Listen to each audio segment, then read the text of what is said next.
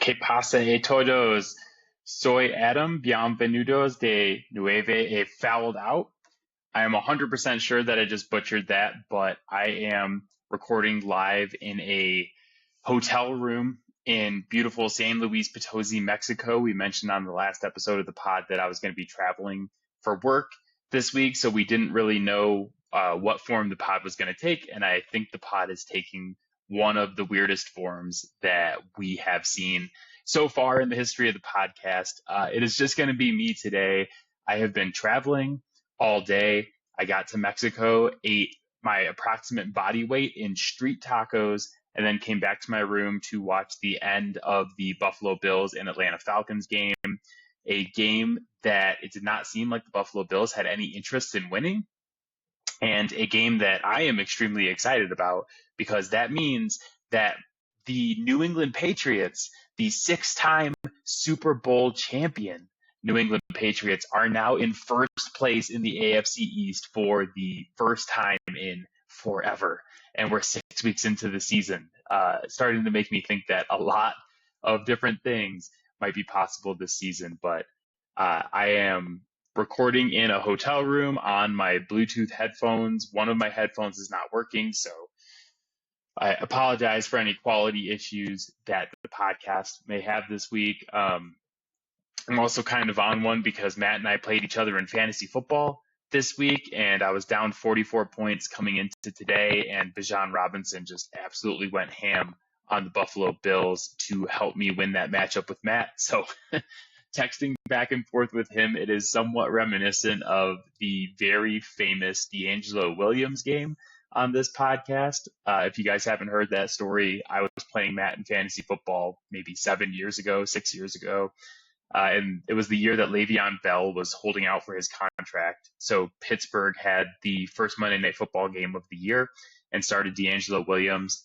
I was down, I think, 27 points going into Monday Night Football, and D'Angelo Williams was the only guy left playing. And I text Matt earlier in the day, calling my shot, saying, "This is happening. D'Angelo Williams is winning me this matchup," and basically just talk shit to him all day, telling him that D'Angelo Williams was going to beat him. Didn't really believe it until D'Angelo Williams got an absolute garbage time touchdown, his third touchdown of the game, to put me ahead of Matt.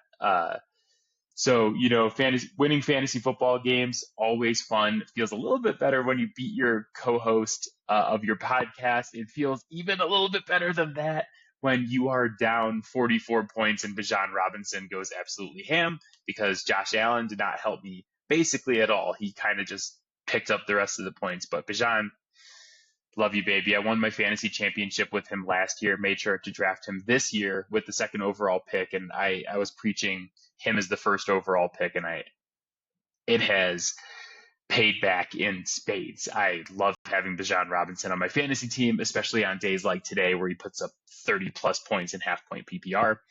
But before I get started with the pod today, it is going to be a bit of a quick pod since it's starting to get late here and I work early in the morning. But you can reach out to us, fouledoutsports@gmail.com. Hit us up if you want to talk hockey, baseball playoffs are going on, college football, any of that stuff, and we will email you back. But for now, I'm going to play the theme music, and we're going to talk football. Let's go. All right, so week 6 of the NFL season, almost in the bag.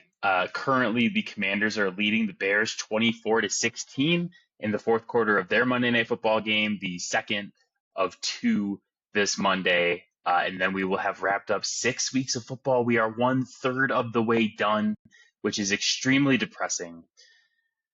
But after this week, I had one main thought I want to talk to you guys about, and then we're going to do some scolds and bolds for week 6 of the NFL season, followed by the Eliminator Pool pick for week 7 because we did advance again. Really hope you guys took our advice there. We're going to talk about that in a minute. But my overarching thought of week 6 of the NFL season is if I am an AFC team, which is where my favorite team plays, I am starting to get a little bit nervous because Patrick Mahomes is looking Patrick Mahomesy again.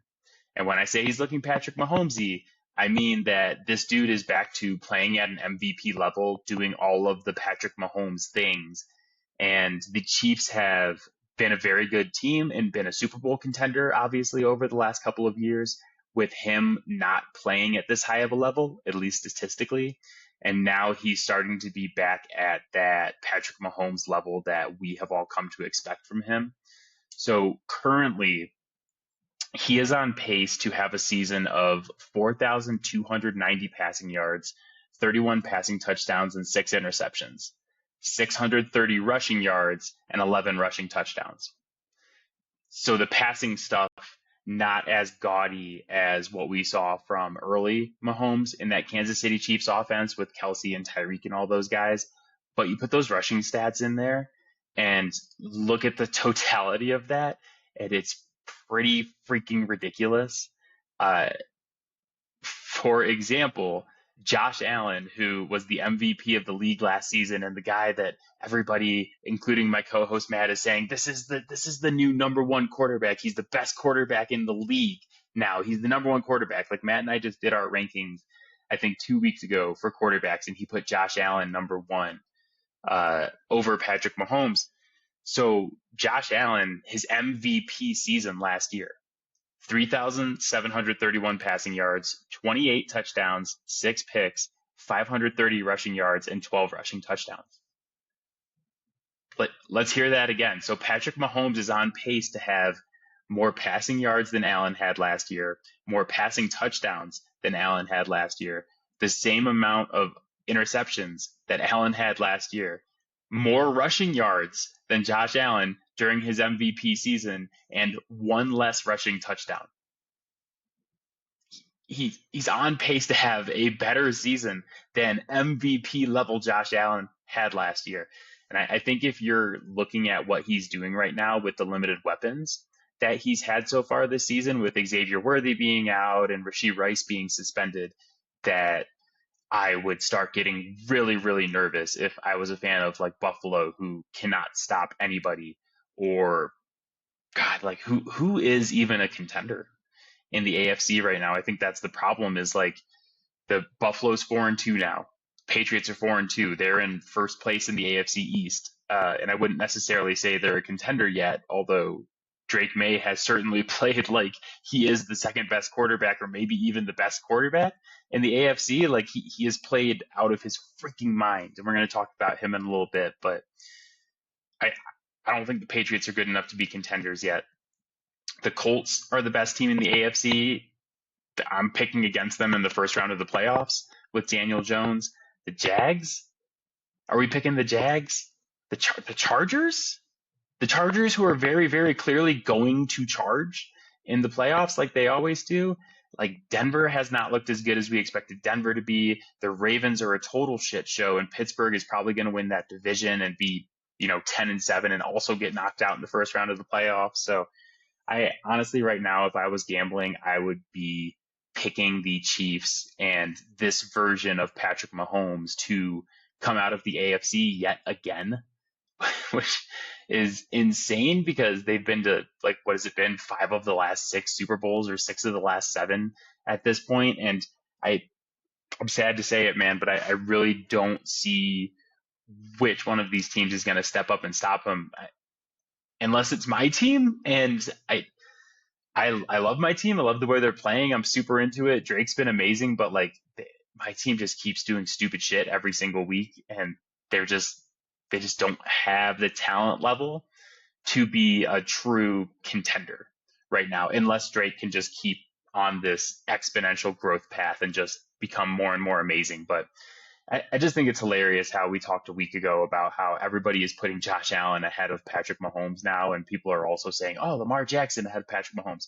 And Mahomes, 6 games into this season, is on pace to have a better year than Josh Allen had in his MVP season last year. Like, you guys need to put respect back on his name and just appreciate what this guy is doing while he's doing it, because this is the same thing with Tom Brady. It's like, while he was doing it, everybody hated him, and they're like, oh God, Tom Brady, we're so sick of the Patriots. And now that he's gone, people miss him. But Patrick Mahomes has been so good to start this year. And I think it's only going to get worse or better depending on who you root for or you're rooting against when Rashee Rice comes back. I talked a couple weeks about how Rashee Rice is not the answer to all of Kansas City's problems, but he's definitely going to help. And right now, with them putting an ass whooping on the Lions on Sunday Night Football, it's starting to seem like Kansas City might have figured out their own problems without Rashee Rice. And then you're going to throw Rashee Rice back on top of that and give Patrick Mahomes his best weapon back. So I hate to tell you guys this, but if I had to pick after 6 weeks of football, I would be picking the Chiefs to win the AFC. Bolds and scolds for week 6 of the NFL season. I get 2 this week. Matt's not here, so I get 2 bolds and 2 scolds, and I'm going to take full advantage of that. Bold number 1, the New York Giants draft class. The New York Giants beat the shit out of the Philadelphia Eagles on Thursday Night Football, 34-17, and that score makes the game look closer than it actually was. I think if you watched it, the Giants put an absolute pounding on the Eagles. And Cam Skattebo, rookie running back out of Arizona State, obviously the star of the show, 110 yards and 3 touchdowns.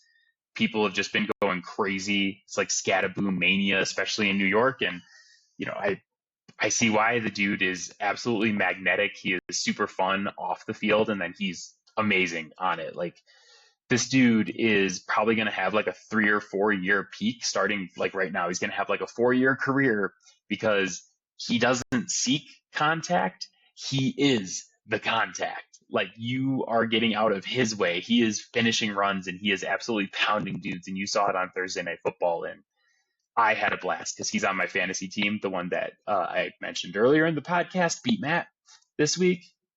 Sorry, Matt. Love you, buddy. But I'm going to rub it in. And he had like 30 fantasy points, and he was absolutely awesome and super fun to watch. But it's all the off the field antics with Jackson Dart. It's all the on the field stuff, like super fun. More importantly than Skattebo, though, is Jackson Dart, the new quarterback for the Giants out of Ole Miss. He took over a couple weeks ago for Russell Wilson, who we've talked about Russ so many times on this pod from like a culture perspective in the locker room and an on the field perspective.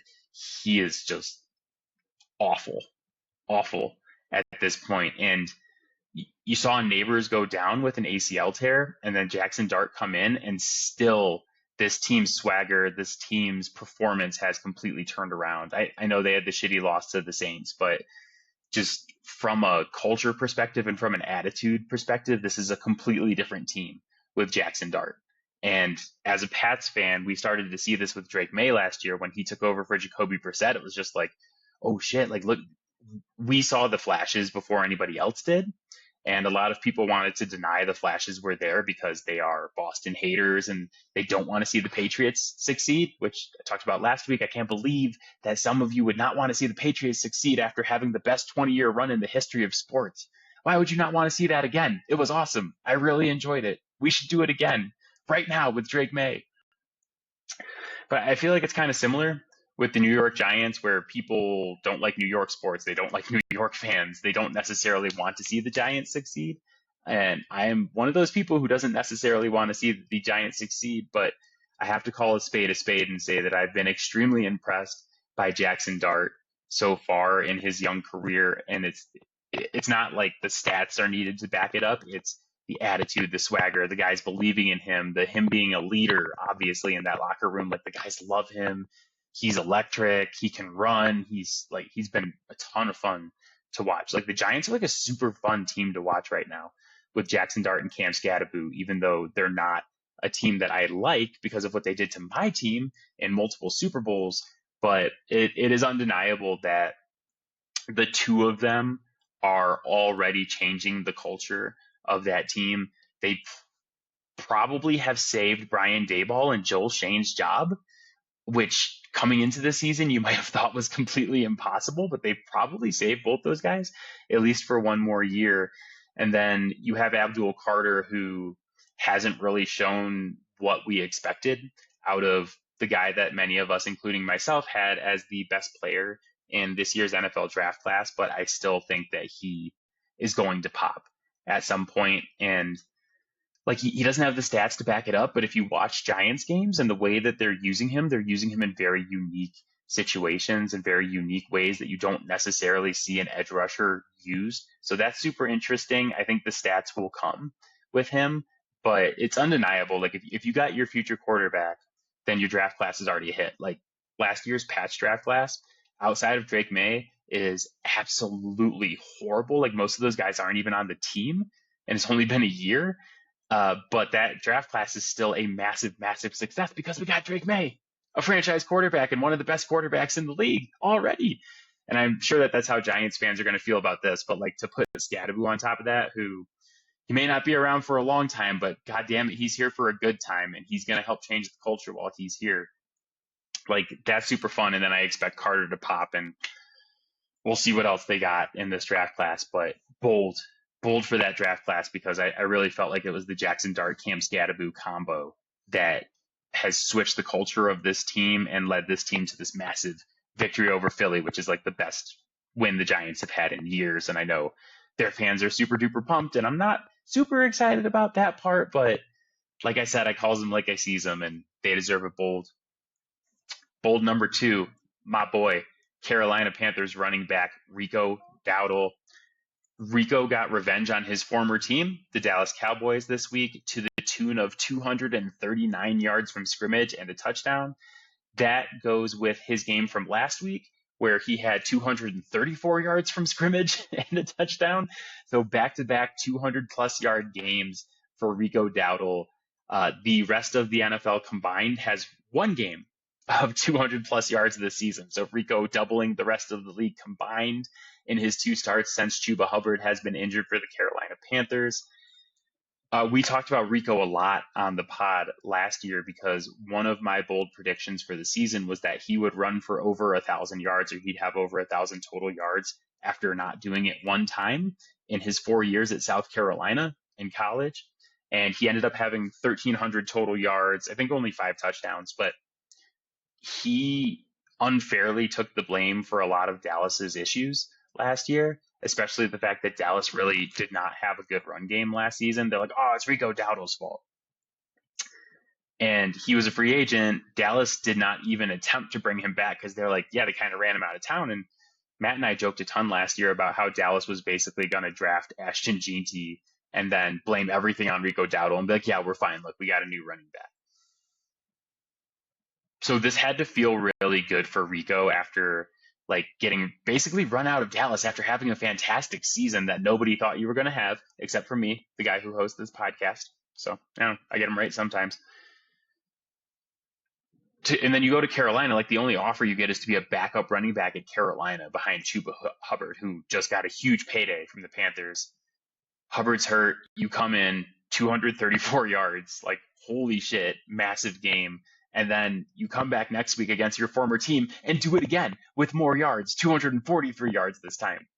And Panthers head coach David Canales, when asked if Rico Dowdle had taken over the starting running back job, was like, we'll see. Yeah, we'll see, David, because if Rico is not your starting running back from now on, you need to be fired. This is the Panthers starting running back. This dude's awesome. I loved watching him beat up on the Cowboys this weekend, especially because he is on mine and Matt's dynasty team. We got him basically for free last year, rode the wave last year as he was awesome for Dallas, which is what I predicted. And then now we are riding the wave again. We've played him last week and this week and won both of our fantasy matchups, in large part thanks to Rico Dowdle and the aforementioned Patrick Mahomes. Been a good stack for us. But, Jerry Jones got this one wrong, letting Rico walk and not trying to re-sign him. But I was thinking about it this week after watching this game, and like, I don't know if people are ready to have this conversation yet, but low-key, Jerry Jones has been on a heater. Are we ready to have that talk yet? Like 6 weeks into the season, Micah Parsons trade, not looking so bad right now as he only has 2.5 sacks and has kind of had a limited impact for the Packers, who aren't that great. Bringing in George Pickens for a third is looking like an absolute steal with how amazing he's been for them, especially with CeeDee Lamb out. And then, yeah, they let Rico Dowdle walk, but they basically took Javonte Williams, a dude who was my guy when he came out in the NFL draft for me, dude I really loved, who did not work out in Denver and had multiple injuries. They go get him off the scrap pile basically for free, and he's been incredible. Like George Pickens and Javonte Williams have been absolutely incredible for this Dallas offense, and Jerry basically got both of them for free. Traded away Micah, didn't give him $40+ million a year, whatever it is, $48 million that the Packers gave him, and that's not looking so bad so far. I don't know. You guys ready to have the conversation? Jerry Jones, hot streak, or maybe Jerry Jones knows what he's doing? It's hard to say. Hard for me to say that out loud, but maybe Jerry Jones, maybe he knows what he's doing a little bit. A little bit. You know, the team sucks, but at least he made some good moves. Scolds. Week 6. Maybe I should be the scold for saying that Jerry Jones has done a good job with the Dallas Cowboys when they clearly suck and lost to the Carolina Panthers on Sunday, but he's had some good moves. Okay, scold number 1. You guys had to know this was coming. The referee crew for the Patriots and Saints game in New Orleans on Sunday. I am not a blame the refs type of person. I try really hard to not blame the refs when my team loses. My team did not lose Sunday. The Patriots won in New Orleans. So don't let that color this, but it was the worst officiated game I've ever watched in my entire life. Ever. And I have watched tons of Lions football. I know if Matt was here right now, he would be arguing with me and saying, oh, you didn't watch the Lions. This was worse. This was honestly like worse than the replacement refs. This was so bad. I'm not going to go over every single call. I'm sure a lot of you guys have seen it so far, but early in the game, Drake May throws a 61-yard touchdown.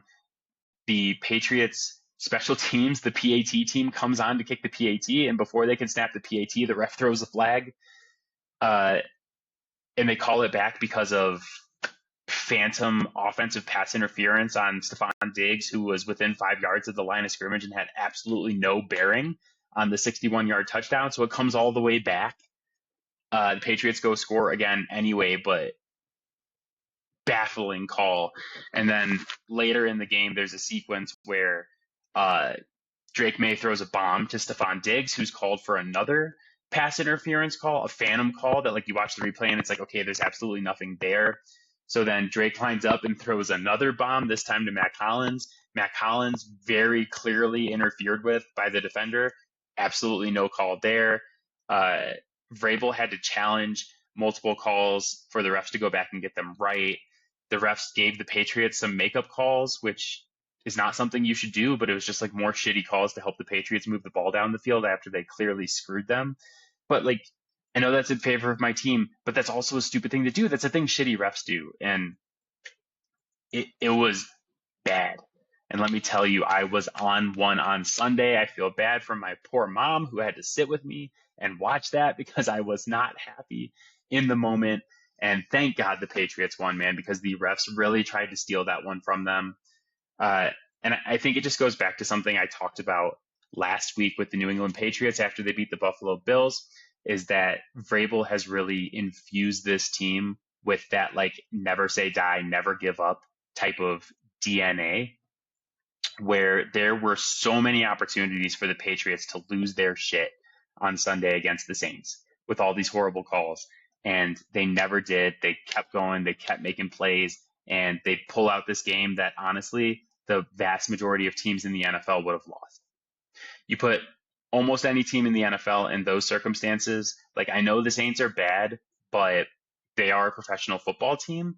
I was more impressed with them than I expected to be this weekend. I think they're well coached with Kellen Moore. I think they just don't have the talent to keep up with even a team like New England, who doesn't have the most talent in the world outside of Drake May, the greatest quarterback that we've ever seen, greatest quarterback of a generation.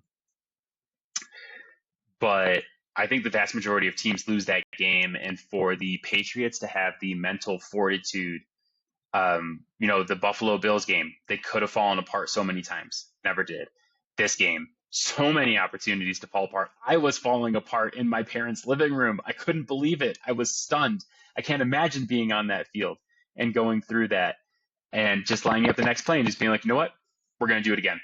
And Drake May was absolutely phenomenal again. I fucking love this version of the New England Patriots with Mike Vrabel and Drake May and the mental toughness they've shown. And but those refs, scold for the refs. And then my other scold, I'm going to go with a game that I just finished watching. Josh Allen. Wow, this game against the Falcons and the game that he just played against the Patriots, these are two of the worst Josh Allen games I have ever watched back to back since he was a rookie. Like ever since he became high level Josh Allen, this is like the worst 2-game segment of Josh Allen I have ever watched. Like I think he has, the weird one-off games every once in a while. Like I think back to the game against Houston last year where he was probably concussed. There was a weird game the Bills lost like 9-6 or 9-7 against the Jaguars a couple of years ago where Josh Allen kept sacking Josh Allen. But tonight against the Falcons, man, a defense that has been really up and down this season. 15 for 26, 169 yards, 2 touchdowns, 2 picks, 2 fumbles. Fortunately, neither fumble was lost, but not a good game for Josh Allen. Also sacked 6 times, and just thank God for Bijan Robinson, man, because I needed Bijan and Josh Allen to combine for like 44 points to beat Matt, and Josh Allen did not help me out at all, basically. And Bijan said, "Don't worry, homie, I got you." Bijan, if you're listening to this, you're my dog. I'm buying a jersey. It's going up next to a framed D'Angelo Williams jersey in the man cave, baby. They're just certain guys. Man, there are certain guys who are on your fantasy teams when you have a run or maybe a dude that you've had for multiple years. Both are the case with me and Bijan, where like I've had him every year. He's been in the league. He helped me win a championship last year, and he was awesome in the playoffs. And then like I was like, I'm taking this dude. I picked him to win Offensive Player of the Year this year. I decided before the season, if I have the number 1 pick in fantasy, I am taking Bijan Robinson over Jamar Chase and all these other guys. And man, for him to do this for me, because it's specifically just for me, it's not for anybody else. He did this for me. For him to do that just like solidifies him as this is one of my favorite fantasy players I've ever had, and he's also fucking amazing. I love Bijan Robinson. Bijan Robinson is my new favorite non-Patriot. Him and D'Angelo Williams. Suck it, Matt. I apologize. I had to take a sip of water. Like I said, I've been traveling all day from Detroit to Mexico. I am exhausted, and I'm sitting in a hotel room getting ready to go to bed, but I wanted to do this for you guys first because I love you guys, and I didn't want to miss this week after how excited I am about the Patriots and now Bijan Robinson. Last segment before I sign off, the eliminator pool. 17.87% of the pool eliminated this week, pending another about 1% who picked the Commanders, although it's looking like the Commanders are going to win this game against the Chicago Bears. So we'll see what happens there. But right now, about 18% of the remaining pool knocked out. So not too crazy of a week, not a great week, though. Philly was the most popular incorrect pick at 14.2% incorrect. Really hope you guys listen to us again. Like this segment has been so lit the last couple of weeks. Like 2 weeks ago, we told you all of the teams to avoid. Then the culling came and took all those teams out. Last week, we talked about the Eagles at the Giants and said, do not pick this game. It violates too many of our rules. It is a road team. It is a division game. It is a Thursday night game. They are wonky. Do not pick this. And the Eagles end up being the most popular incorrect pick last week. Those are 3 of the 5 rules. The other 2 being don't pick foreign games ever. I think if you picked the Broncos this week, you were probably sweating balls watching them try to blow it to the Jets. And then pick the best team you can against the worst team you can. That is always rule number 1. And Philly was not the best team you could pick last week against the worst team you could pick. It just wasn't. Not with Jackson Dart and Cam Scadaboo out there. So violated way too many rules.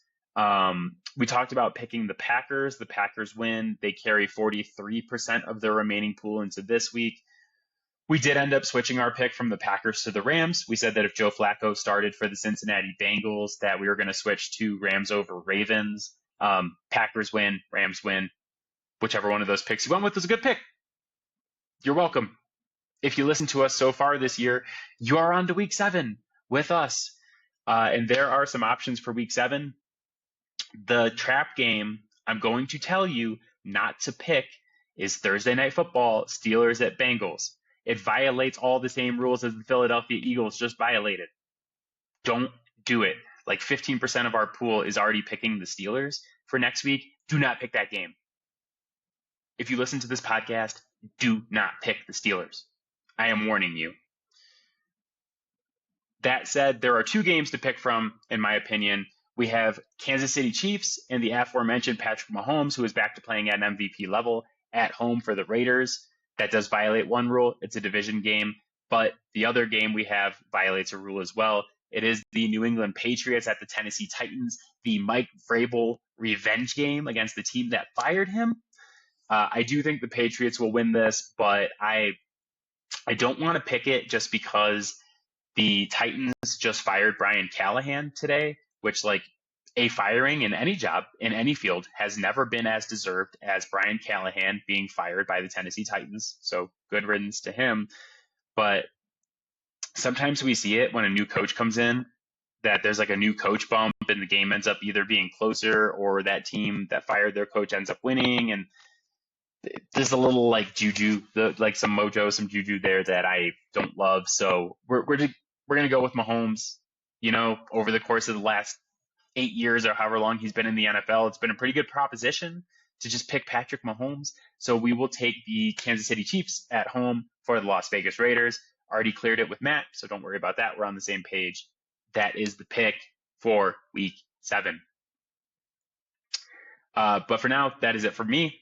As always, Fouled Out can be found on Spotify, Apple Podcasts, Pocket Cast, Overcast, anywhere you get your podcast. You can hit us up on Gmail, fouledoutsports@gmail.com, and you can find our videos on YouTube. The podcast is on YouTube. If you haven't gone and checked it out yet, I don't know why you haven't. Go to the YouTube channel, Fouled Out Sports at YouTube. Like and subscribe. Help us grow that channel. Really appreciate you guys supporting us. However you support us, whether you listen, you watch, you email, you watch the shorts, or some of you guys just text me and say, hey, I love the pod, and I can't tell you guys how much that means to me. Even if you are my parents and you do it every week, that means the absolute world to me. Love you guys. Matt and I will be back together next week. I come back from Mexico later this week, and we'll come back and we will drop a pod next Thursday talking about week 7 and looking forward to week 8. But for now, hope you all have a great week. Wish me safe travels. I am going to bed. I'm exhausted. I did this for you guys because I love all of you, but I am so tired. I've been traveling all day. So we'll catch you guys on the flip. Bye, guys. Bye, Mom.